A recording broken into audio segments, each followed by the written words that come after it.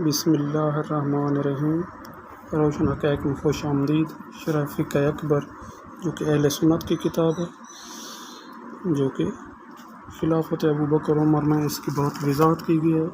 اس میں ایک حدیث یہ پیش کرتے ہیں، اقتدوا باللہ من بعد ابی بکر و عمر، یعنی ان لوگوں کی اقتداء کرو جو میرے بعد میں ہیں، یعنی ابو بکر و عمر کی اقتداء لازم قرار دی ہے۔ اب اس کا مکمل و مدلل جواب ہمارے علامہ شیخ محمد حسین نجفی صاحب نے اثبات الامامت میں دیا ہے۔ اثبات الامامت میں انہوں نے جتنا بھی رد کیا ہے، انہیں ریفرنسز اہل سنت کے دیے ہیں، اور اثبات امامت ثابت کرنے کے لیے امامت کو وہ بھی زیادہ تر دلائل اہل سنت کتاب سے دیے گئے ہیں، اور اسی طرح اس حدیث کا بھی پوسٹ مارٹم اس میں مکمل طور پر کیا گیا ہے، جو آپ کے ہم نظر کرتے ہیں۔ یہ دیکھیں، یہ کیا ہے؟ میرے بعد یعنی ابو بکر عمر سے تمسک کرنا۔ اس حدیث سے استدلال کرنا باوجہ چند درست نہیں ہے۔ اول، یہ روایت پہلی روایت کی طرح بعض اہل سنت کے متفردات میں سے ہے، یعنی اسے صرف اہل سنت نے نقل کیا ہے۔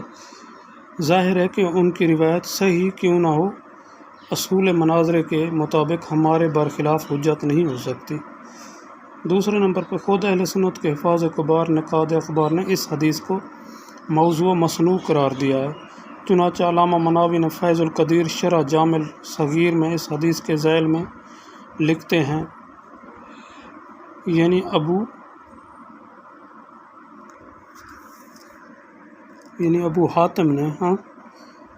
ابو حاتم نے اس حدیث کو معطل قرار دیا ہے، اور بزاز نے ابن حزم کی طرح صاف لفظوں میں کہا ہے کہ یہ حدیث صحیح نہیں ہے، کیونکہ عبد المالک راوی روایت نے اسے ربی سے نہیں سنا، اور ربی نے اسے حذیفہ سے سماعت نہیں کی۔ یہ روایت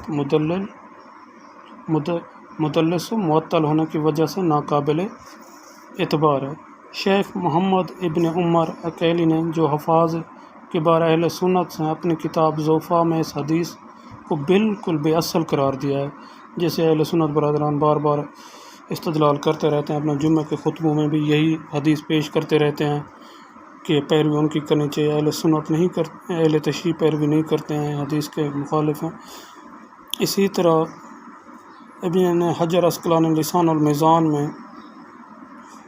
حیدرآباد دکن میں جو پبلش ہوئے، محمد بن عبداللہ عمر عددی عمری کے حالات میں اس کا ذکر کرتے ہوئے لکھا ہے، یعنی ابن عبداللہ کی حدیث صحیح نہیں ہے، وہ نقل حدیث میں غیر مشہور ہے، اور اس نے نافع سے، اور نافع نے ابن عمر سے سنا،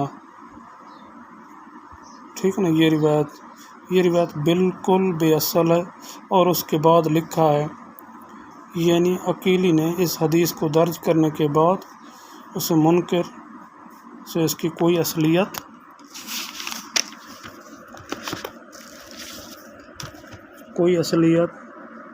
ثابت نہیں ہے۔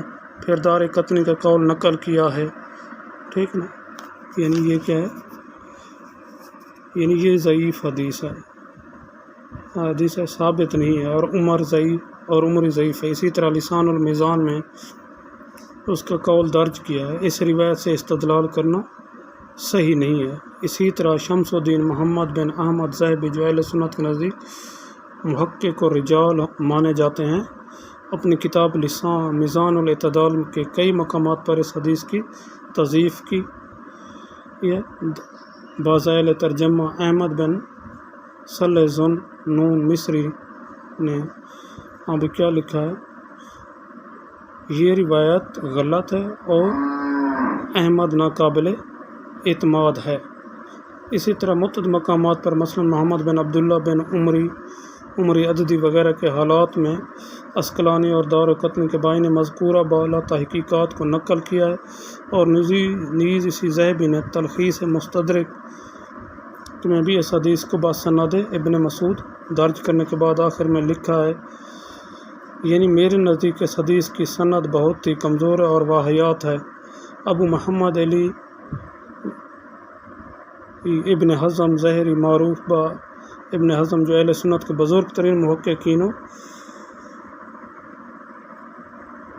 و سترنگ ترین ناقدین میں شمار کیے جاتے ہیں،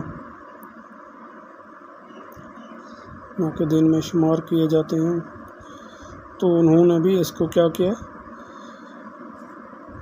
غلط قرار دیا۔ اسی طرح ابن حجر مکی کی طرح خلافت ابو بکر کو منسوخ سمجھتے ہیں، باصراحت تمام اس حدیث کو غلط اور ناقابل استدلال قرار دیا ہے۔ اور اس کے بعد ابو محمد مؤلف کتاب کہتے ہیں اگر ہم تدلیس و تلبیس، دھوکہ بازی کو، ایسے عمل کو جسے اگر ہمارے حریف شیعہ دیکھ لیں تو فرحت و انصبات سے اڑنے لگیں، جائز سمجھتے تو یقیناً اس روایت اقتدوا بالذین بعد ابو بکر و عمر کے ساتھ استدلال کرتے۔ تو ابو محمد کہتے ہیں یہ روایت صحیح نہیں ہے، اور خدا ہمیں اس جیسی روایتوں سے محفوظ رکھے، ہم ایسی چیزوں سے استدلال نہیں کر سکتے۔ وعلیکم السلام ورحمۃ اللہ۔